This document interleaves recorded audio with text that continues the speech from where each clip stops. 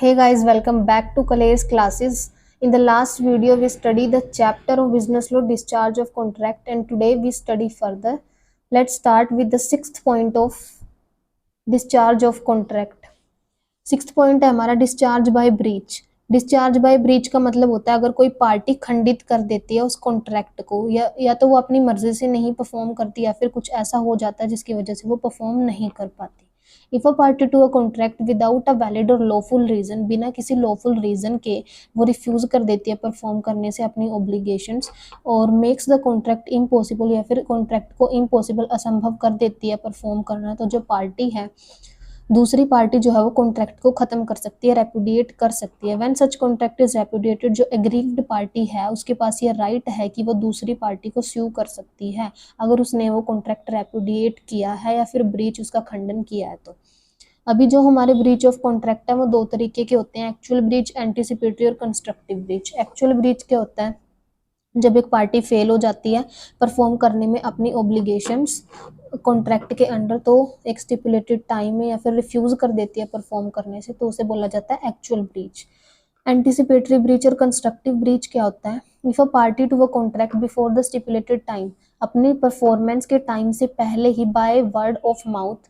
और by behaviour ये अपना इंटेंशन जो है शो कर देती है परफॉर्म ना करने का, या फिर उसकी विलिंगनेस नहीं है परफॉर्म करने की, तो उसे हम बोलेंगे एंटीसिपेटरी और कंस्ट्रक्टिव ब्रीच। नेक्स्ट आता है हमारा effect of breach of contract की। ब्रीच ऑफ कॉन्ट्रैक्ट अगर होगा, अगर कॉन्ट्रैक्ट का खंडन होगा तो उसका इफेक्ट क्या होने वाला है? According to Indian Contract Act, if a party to a contract does not perform, अपनी ऑब्लिगेशन परफॉर्म नहीं करती, तो जो अदर पार्टी है कैन रेपुडिएट, दूसरी पार्टी जो है कॉन्ट्रैक्ट को खत्म कर सकती है। लेकिन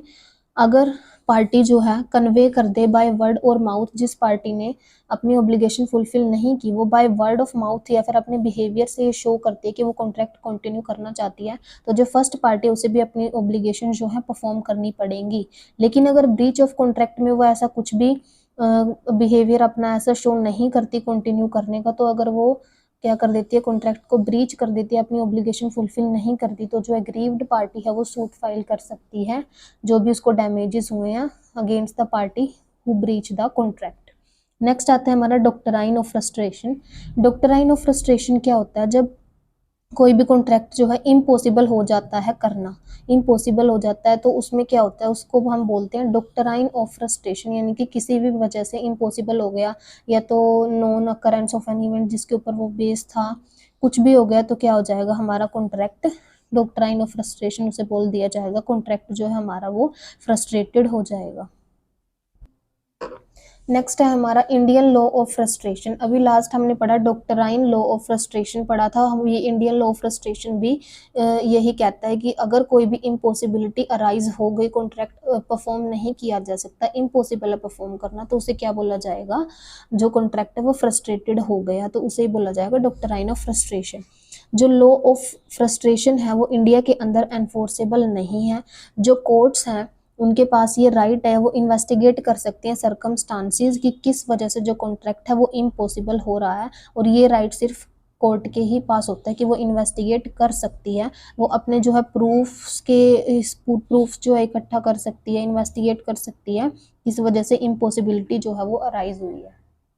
नेक्स्ट है हमारा एक्सेप्शंस ऑफ द डॉक्ट्राइन कि कहाँ कहाँ पे जो एक्सेप्शंस ऑफ द डॉक्ट्राइन मतलब कहाँ कहाँ पे इम्पॉसिबिलिटी जो है अराइज नहीं होती, एक्सेप्शंस ऑफ द डॉक्ट्राइन कहाँ कहाँ पे एप्लीकेबल होंगे।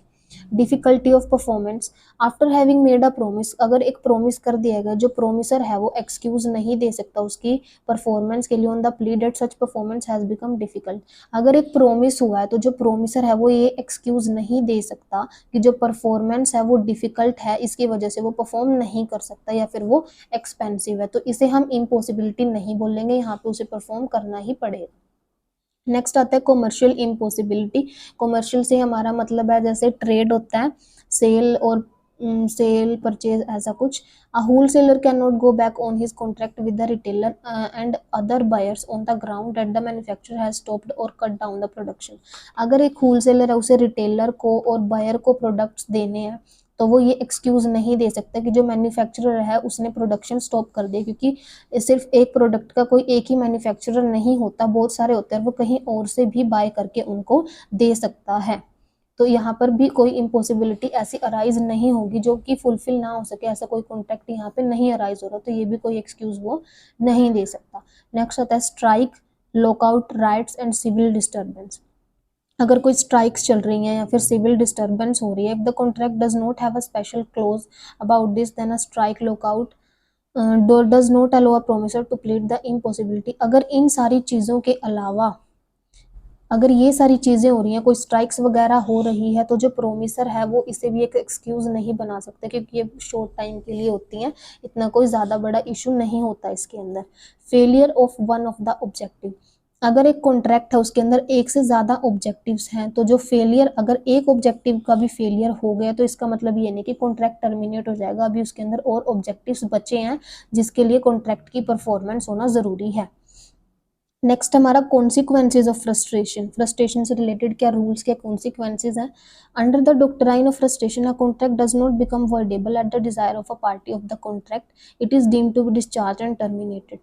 डॉक्ट्राइन ऑफ फ्रस्ट्रेशन क्या कहता है कि अगर एक कॉन्ट्रैक्ट जो है वो वर्डेबल नहीं हो सकता किसी भी पार्टी की डिजायर पे, मतलब कोई भी पार्टी अपनी विश से, अपनी विल से कॉन्ट्रैक्ट को वर्डेबल नहीं बना सकती। Second, if the party to the contract has received some money, अगर किसी पार्टी को कोई मनी रिसीव हुई है या फिर कोई प्रॉफिट रिसीव हुआ है किसी दूसरी पार्टी से, इन आ कॉन्ट्रैक्ट सो टर्मिनेटेड, अगर कॉन्ट्रैक्ट टर्मिनेट हो गया तो जो रिसीविंग पार्टी है जिसे वो प्रॉफिट रिसीव हुआ है या मनी रिसीव हुई है, वो लॉफुली बाउंड है कि वो दूसरी पार्टी को रिटर्न करेगी। थर्ड है, under the provision of land reform act 1943 के अंडर ये डिफाइंड है कि इफ द पार्टी, अगर किसी पार्टी को कोई प्रॉफिट या फिर कोई गेन रिसीव हुआ है किसी कॉन्ट्रैक्ट के अंदर और उसे उस प्रॉफिट या गेन की वजह से कोई एक्सपेंस हो जाता है, he can take the recourse of law to claim, तो वो पार्टी जो है क्लेम कर सकती है वो expense. If the court feels it is justified, अगर कोर्ट को वो सही लगता है तो वो दूसरी पार्टी को रीइम्बर्स, मतलब कह सकती है कि जो फर्स्ट पार्टी है उसे वो अलो कर दे कि वो एक्सपेंस जो है वो डिडक्ट करके फिर उसको रीपे करेगी। नेक्स्ट आता है 4, if a party has received any valuable item besides cash, अगर पार्टी को कोई भी वैल्यूएबल आइटम रिसीव हुई है, कैश में नहीं है, वो कैश नहीं है, the court can direct the party who has receive such item, तो जो कोर्ट है, जो पार्टी, जिस पार्टी को वो रिसीव हुई है, वो कोर्ट जो है उस पार्टी को बोल सकती है कि वो उस आइटम के लिए पेमेंट करे, लेकिन जो पेमेंट है वो उसकी एक्चुअल वैल्यू से ज़्यादा नहीं होनी चाहिए। नेक्स्ट है हमारा impossibility of performance not an excuse, की कौन सी ऐसी इम्पॉसिबिलिटीज हैं जिन्हें हम एक्सक्यूज नहीं बोल सकते, मतलब जिन्हें इम्पॉसिबिलिटी नहीं कंसीडर किया जा सकता या फिर हम as a impossibility of performance उन्हें एक्सक्यूज नहीं बोल सकते। सबसे पहले डिफिकल्टी ऑफ परफॉर्मेंस जो हमने एक्सेप्शंस ऑफ फ्रस्ट्रेशन में पढ़ी थी वही है। डिफिकल्टी ऑफ परफॉर्मेंस, अगर किसी पर्सन को डिफिकल्टी हो रही है, प्रोमिस हो गया लेकिन अगर प्रोमिसर को कोई डिफिकल्टी हो रही है परफॉर्म करने में या फिर वो एक्सपेंसिव है उसे उस परफॉर्मेंस को करना, तो ये कोई भी इम्पॉसिबिलिटी अराइज यहाँ पे नहीं हो सकती और ये एक्सक्यूज यहाँ पर नहीं दे सकता। नेक्स्ट, कॉमर्शियल इम्पॉसिबिलिटी, एक कॉन्ट्रैक्ट जो है डिस्चार्ज नहीं होता because the profits are not what was expected, the raw material have become expensive. यहाँ पे कॉमर्शियल इम्पॉसिबिलिटी के अंदर इम्पॉसिबिलिटी की ये एक्सक्यूज नहीं हो सकते कि जो रॉ मटेरियल है वो एक्सपेंसिव हो गया या the wages have increased on the currency devalued, currency devalued की वजह से जो वेजेस हैं वो इंक्रीज हो गई हैं, तो ऐसा कोई भी इम्पॉसिबिलिटी यहाँ पे नहीं अराइज होगी और ना ही इन्हें कोई भी एक्सक्यूज बोला जाएगा। Next, impossibility due to failure of a third party, अगर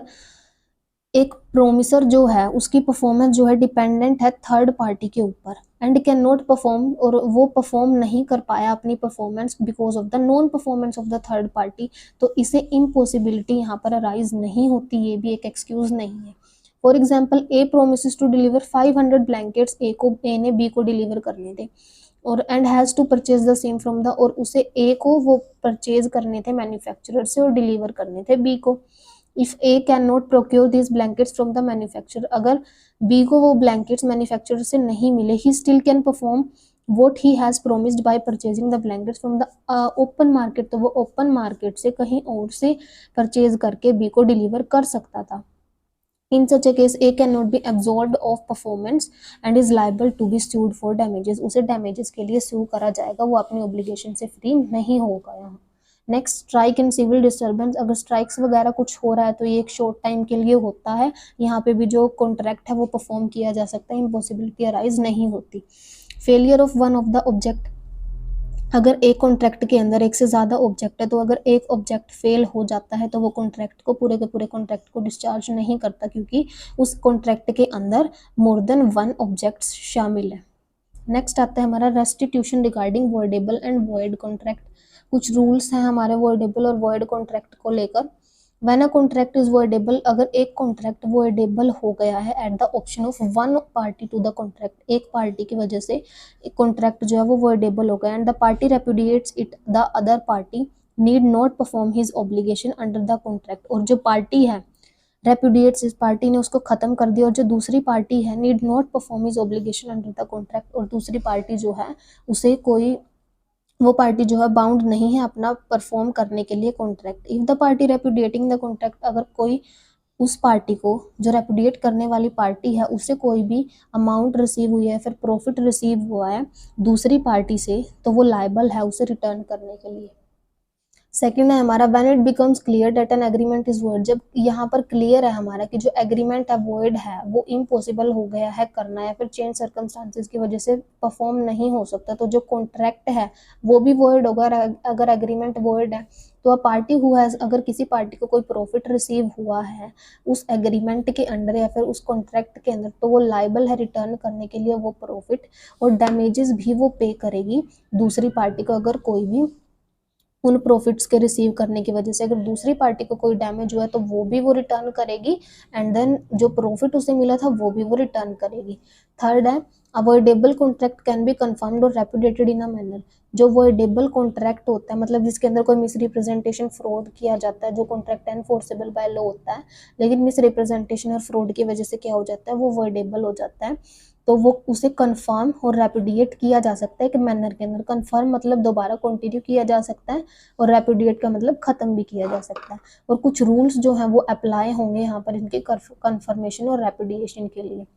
फोर्थ आता है हमारा इफ अ प्रोमिसी विलफुली नेग्लेक्ट्स और रिफ्यूजेस, अगर एक प्रोमिसी जो है वो नेग्लेक्ट कर देता है, रिफ्यूज कर देता है प्रोमिसर को फैसिलिटीज देने से, प्रोवाइड करवाने से, तो जो प्रोमिसर है is absolved of his promise to perform, तो प्रोमिसर जो है वो फ्री हो जाता है अपनी ऑब्लिगेशन से और वो प्रोमिस परफॉर्म करने से बिकॉज ऑफ सच नेग्लेक्ट और refusal. Fifth one is when a party lawfully and in proper manner, जब एक पार्टी लॉफुली और एक प्रॉपर मैनर में कॉन्ट्रैक्ट को खत्म कर देती है तो he is entitled to claim the damages, तो उसके पास ये राइट होता है कि वो डैमेजेस जो है वो क्लेम कर सकती है किसी दूसरी पार्टी की नॉन परफॉर्मेंस की वजह से जो उसे हुए हैं। इसी के साथ करते हैं आज की वीडियो को and. If you like my videos please like share and subscribe.